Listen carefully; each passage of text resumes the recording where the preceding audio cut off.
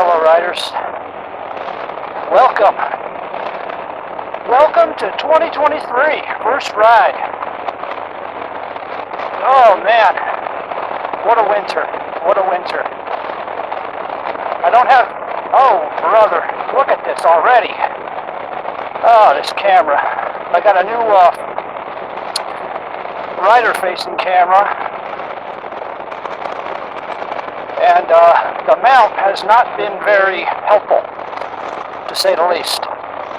It's been very cumbersome.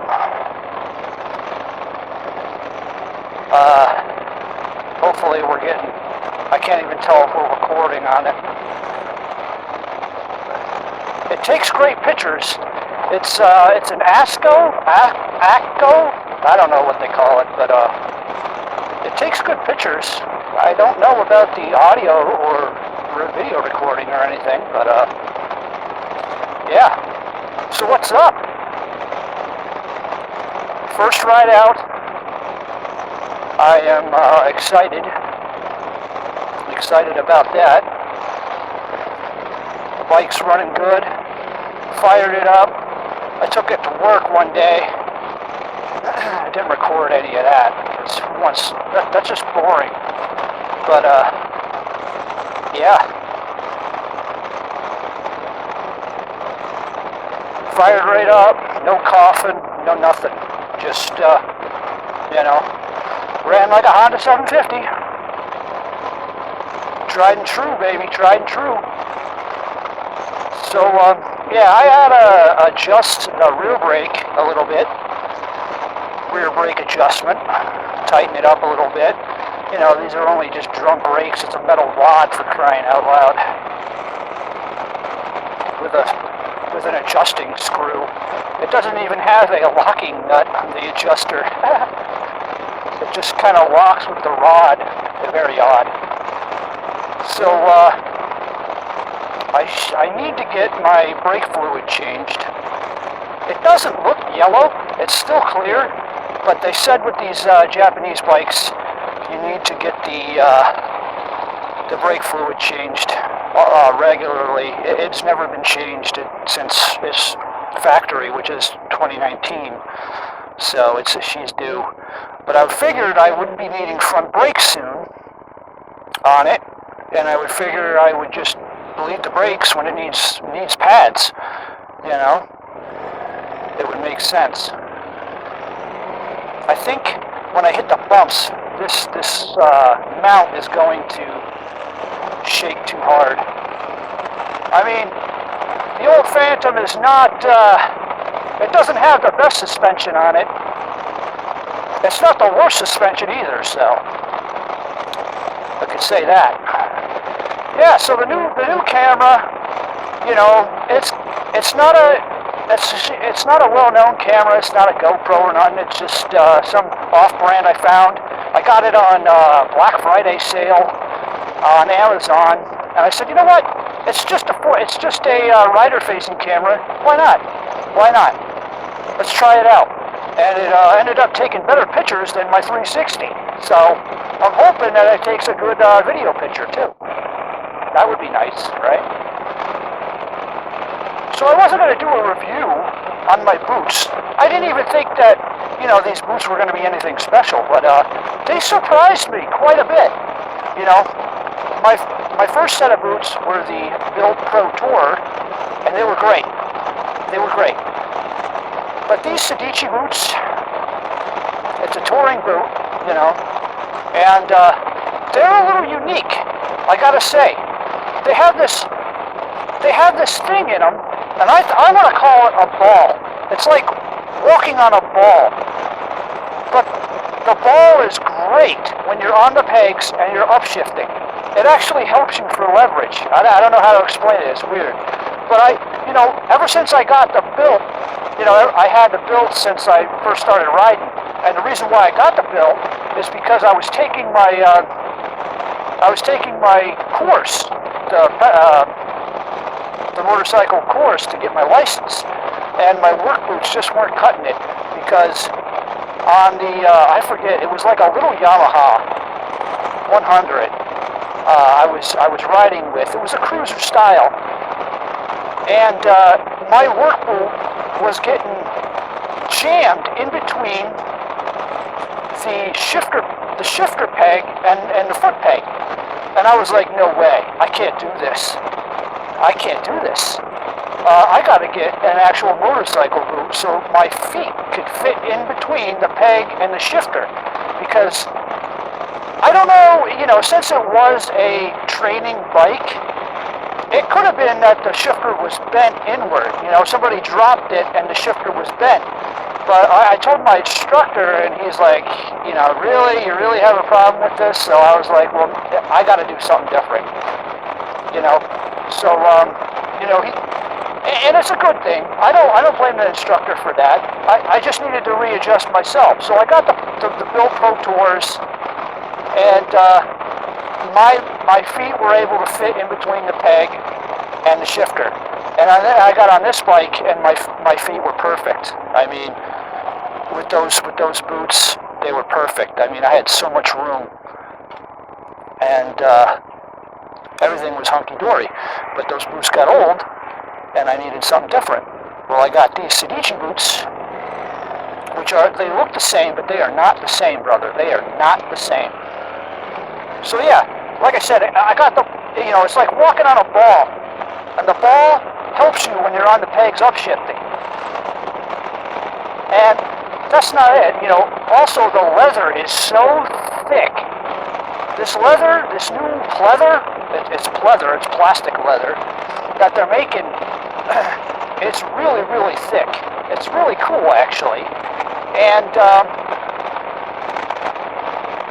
but in the same time, it's, they're hard to get on and off for now, but the leather's going to break in. Just like these gloves, these Alpine Star gloves. When I first got them, I didn't like them. They were so tough. They're finally, after, this is the second year I'm going to be wearing them, and they're finally just starting to break in. Really tough leather on these. Really tough. But, yeah.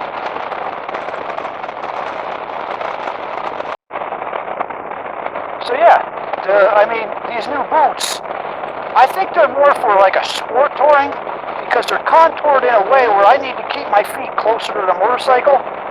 It's not as a wide, wide and flat. It's more like round and narrow, So it's just a different, I gotta adjust myself on the pegs a little bit differently. I thought that was very unique to point out if anybody's looking for touring boots. The Bilt Pro Tour, they were the first generations. They were okay. They were good. They were waterproof, but in the wrong way. What happened was I got caught in a downpour, and all the water from my bike dripped down inside the boot. And since they were waterproof, there was nowhere for that water to go. They just filled to the brim with water. It was hilarious. Like, I got off the bike, and water was flowing out of the top. It was funny. I mean, I know you're supposed to ride it, and you're supposed to wear them with waterproof pants, but I didn't really buy them for the waterproofing. I bought them because of the warmth, the touring feature. It had a padded front. You could wear them. I wore them all the time. I could walk in them. I could, go places with them. All around good boot. Yeah. So when I got these, I was just a little surprised. I was just a little taken back, and I'm sure they need to wear in a little bit, but I like them so far. I need to adjust myself on the pegs a little differently than it would before. It just caught me off guard. That's all. Okay, we're still recording here. We're getting up to the Blue Mountain here. I'm going to be up over that mountain there. Just a little ride out today. Beautiful day. Like I said, we had a good couple days here and there. Nothing crazy, because it would be nice out for like 10 minutes of the day, and then it would be just crap, so we're starting to get longer into this where I could at least have an hour a good ride, before it turns to crap. We're getting there. I'm happy. I'm happy just to get out today, just to be able to ride. This mount is not having it today. I need to get like a lock washer or something. And it's only plastic, so I'm worried about bending it. The mount, I'm hoping to catch some good audio of my exhaust. I don't catch good audio in my helmet mic. So I'm hoping to catch some good audio outside the mic. I have wind reduction on this camera here. Wind reduction is on, so hopefully it doesn't just catch wind noise. It shouldn't. Roll on throttle here. Downshift. Got a Corvette. I don't even think I'm in fifth gear. Yeah, so the Phantom's very mechanical. I mean,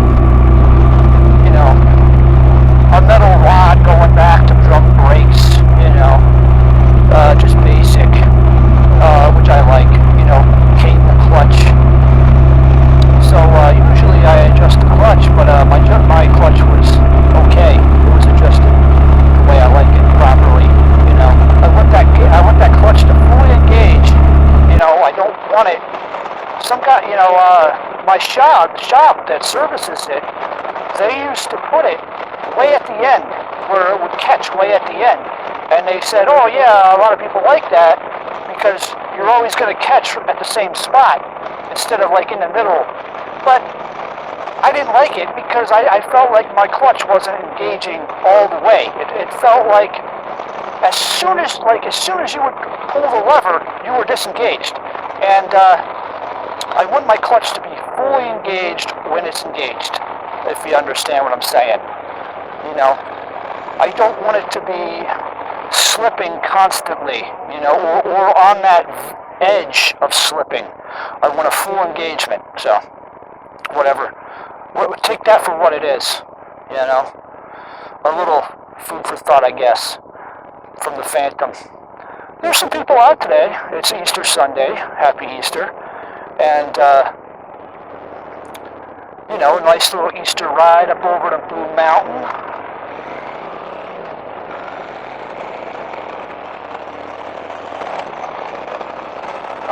It's about 55 degrees Fahrenheit.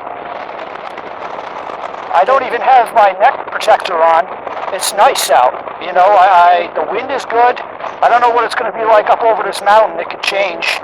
But, yeah. Hopefully we get some good shots here. This is a pretty good ride, and they just paved this road. So...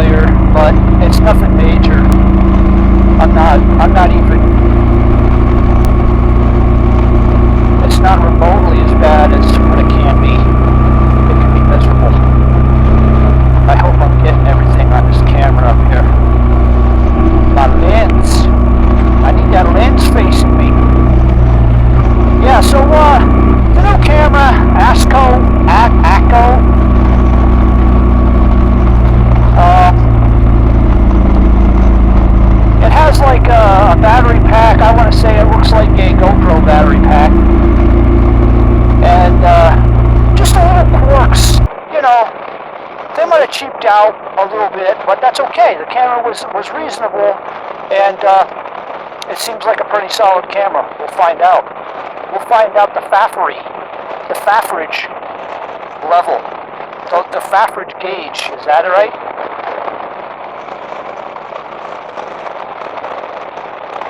So yeah, I need to get used to these mounts. I got a couple angles I want to get on the bike yet. I don't know. I don't think I'm going to be using this mount very often. I got a couple ideas. I need some lock washers or something. I'm in between gears today. In between gears. I think I'm in fourth.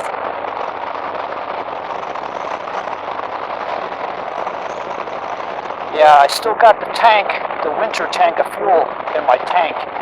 So,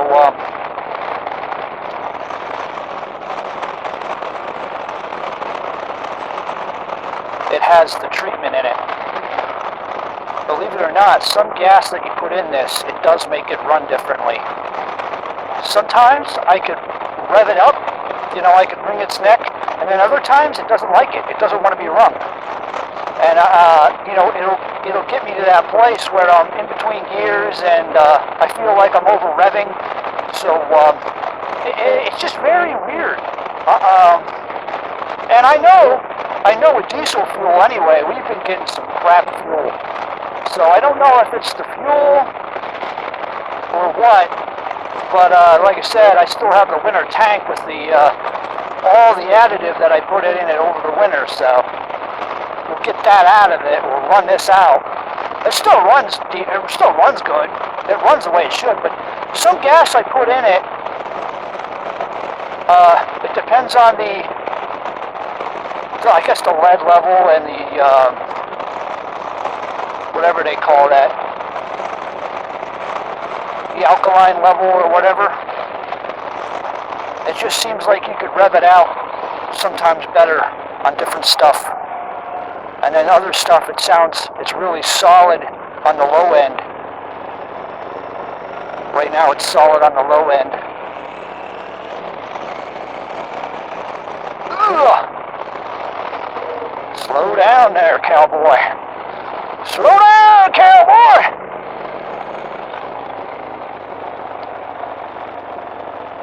You're gonna get yourself in trouble, son. You just got out on the damn thing. You don't want to crash it. It's your first ride out. You're going to crash. Yeah, the tires. I don't know if I like these tires, guys. I really don't.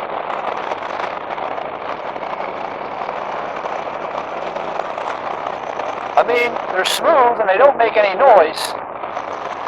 But I'm not really convinced. I just don't feel as confident as I did with the other ones. I don't know what it is. Oh yeah, we got a pickup truck here. Pick 'em up truck. And we got a Subi. Subi. Second gear.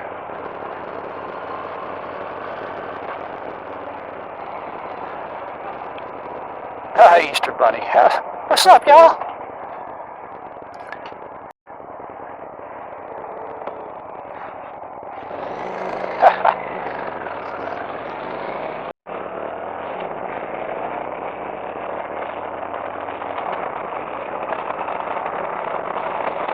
The Easter Bunny.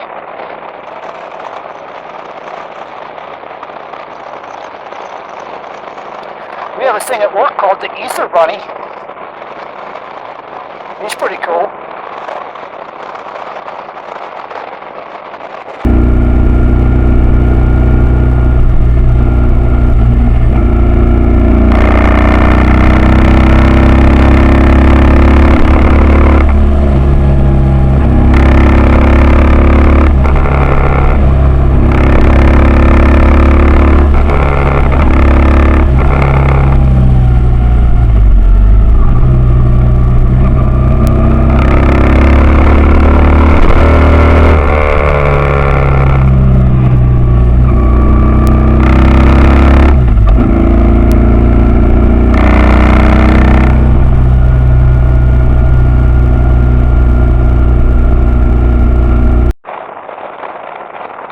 I think this is going to be all for me, bros.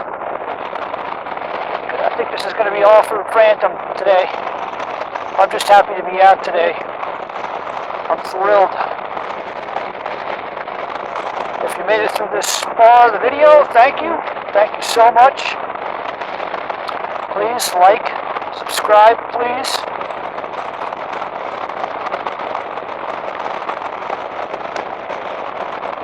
I got, like I said in my last video, my channel update video, I got some more stuff coming up. A lot of news, a lot of good stuff coming our way. And I'd love to share it with you guys. You know, 2 weeks away from renting the greatest bike in the world. The BMW 1250 GS. Yes. Can't wait to get on that thing, try it out, see what the fuss is all about. So, stay tuned, be cool, ride safe, and thank you very much.